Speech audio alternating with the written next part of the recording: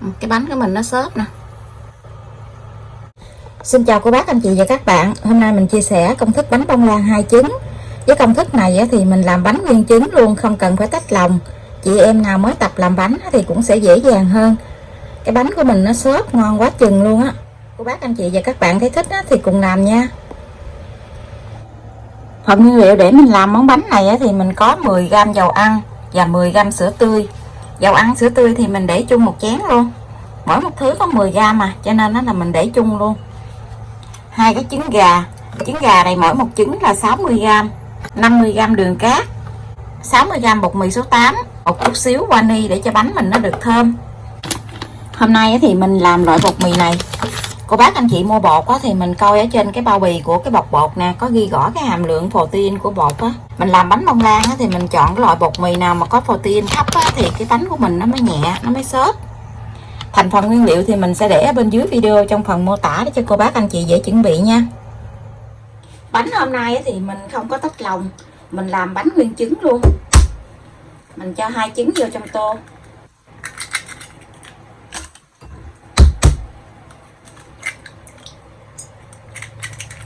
Cho tí xíu vani vô cho bánh của mình nó thơm. Khoảng chừng 1 muỗng cà phê vậy đó. Đường mình cũng cho vô luôn.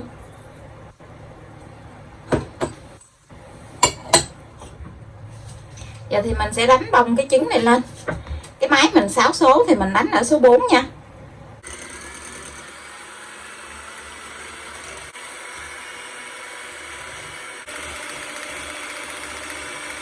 Khi mình đánh trứng mình thấy cái màu trứng nó hơi ngã cái màu kem gì thì mình sẽ hạ xuống còn số 2.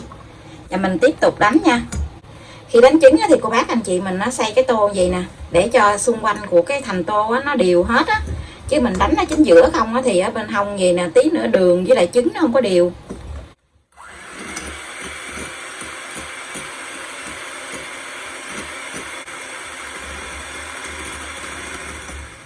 Cô bác anh chị mình đánh trứng khi mà mình dở cái que đánh trứng lên á, mình thấy nó có cái đường vân gõ gì nó chảy xuống hơi chậm chút xíu, không có bị lan ra liền, như vậy là được nha. Mình sẽ gây cái phần bột mì này vô.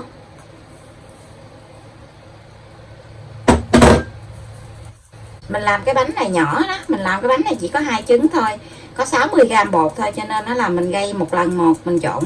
Nếu như cô bác anh chị muốn làm cái bánh lớn gấp đôi cái nguyên liệu này thì mình chia cái phần bột này ra nhiều lần để mình gây vô nha. Mình gây mình trộn nhiều lần thì cái bột này nó sẽ dễ mịn hơn, nó dễ đều hơn.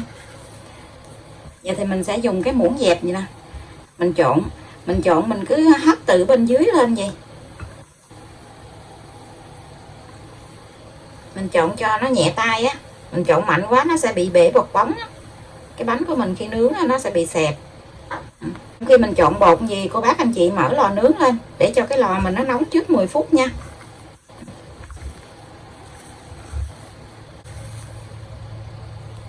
Mình trộn đều hết bột gì rồi thì mình cho một miếng bột vô trong cái chén dầu với sữa nè, để mình trộn lên gì nè, cho dầu với sữa nó đều á, rồi mình hãy cho vô trong bột.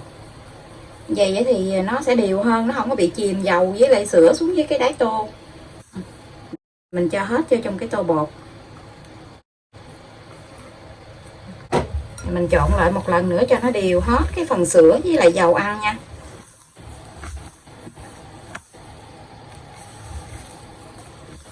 Trộn đều rồi thì mình sẽ cho vào trong khuôn để nướng luôn.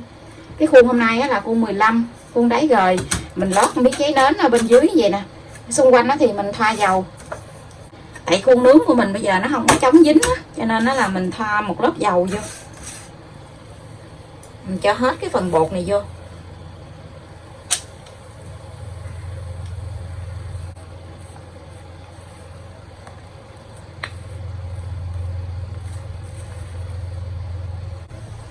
Mình cho bột vô trong khuôn rồi thì mình lấy chiếc đũa hoặc là cái tăm nhọn á, mình đi cái đường xoắn ốc gì nè, để cho cái mặt bánh nó vàng đều ra. Vậy thì mình sẽ cho vào trong lò để nướng luôn nha. Lò nướng mình đã mở lên cho nó nóng trước 10 phút rồi. Lò mình có 3 ngăn thì mình cho ở ngăn thứ 3, tức là ngăn dưới luôn. Mình nướng ở nhiệt độ là 140 độ C, Mở 2 lửa, thời gian nướng là 40 phút, không cần mở quạt. Cô bác cam nhiệt độ nóng của lò nhà mình nha. Cái bánh của mình nó bắt đầu nó nở rồi nè.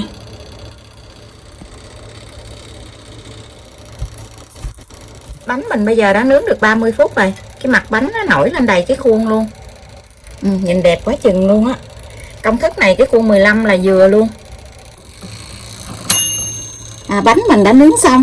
Bây giờ thì mình sẽ hé cửa lò ra. Mình để cái bánh ở trong lò 3 phút nữa thì mình hãy lấy ra nha. Cô bác anh chị mình lấy ra liền thì cái bánh của mình sẽ bị lõm mặt xuống á. Mình cứ để cái bánh ở trong lò để cho nhiệt độ nó hạ xuống từ từ. Thì cái bánh của mình nó xẹp xuống nhưng mà nó không có bị lõm mặt. Cái bánh nó vàng ươm luôn. Nó nở lên đầy cái khuôn luôn rồi nè. Nhìn thích quá chừng luôn ha. Công thức này dễ làm lắm. Cô bác anh chị nào mà mới làm lần đầu tiên cũng sẽ thành công ngay á. Giờ thì mình lấy cái bánh ra. Cái mặt bánh thì nó xẹp xuống từ từ nhưng mà nó không có bị lõm mặt xuống nè. Cô bác anh chị mình lấy ra liền thì nó sẽ lõm cái mặt xuống mà nó còn thắt eo nữa. Cái bánh ngon quá chừng luôn. Mình lấy cái bánh ra ngoài rồi mình thả cái bánh xuống với cái mặt bàn vài cái gì để cho cái bánh nó chóc ra khỏi khuôn á. Sau đó thì mình sẽ lật úp cái bánh xuống.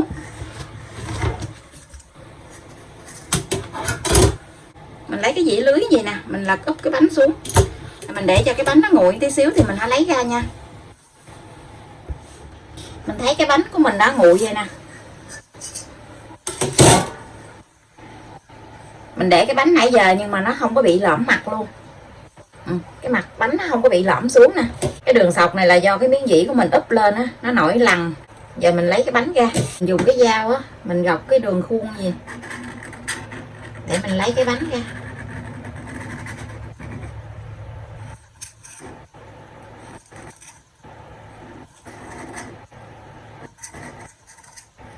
Cô bác lấy giấy nến đó mình lót xung quanh của cái khuôn cũng được. Mình dùng cái ly hay cái hộp gì đó nhỏ hơn cái khuôn này nè, mình để cái khuôn lên, đẩy cái khuôn xuống để mình lấy cái bánh ra.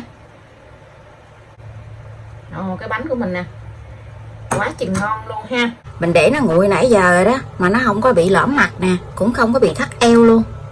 Cái bánh nó rất là xốp luôn, núng na núng nính luôn á. Coi nè. Công thức này thì rất là dễ làm luôn. Chị em nào mới tập làm bánh thì làm công thức này nè, làm một lần sẽ thành công ngay luôn á. Mình sẽ lấy cái bánh, cái dĩ ra.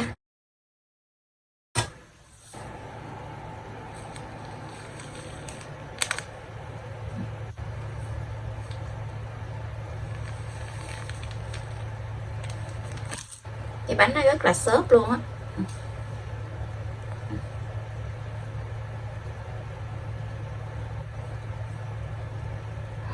Nhìn ngon ghê chưa. Nó nhẹ cân luôn. Cắt cái bánh ra cho cô bác anh chị coi cái bánh nó xốp như thế nào nha.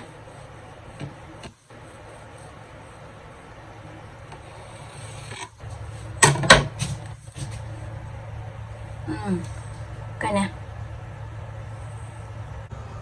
Cái bánh của mình nó xốp nè.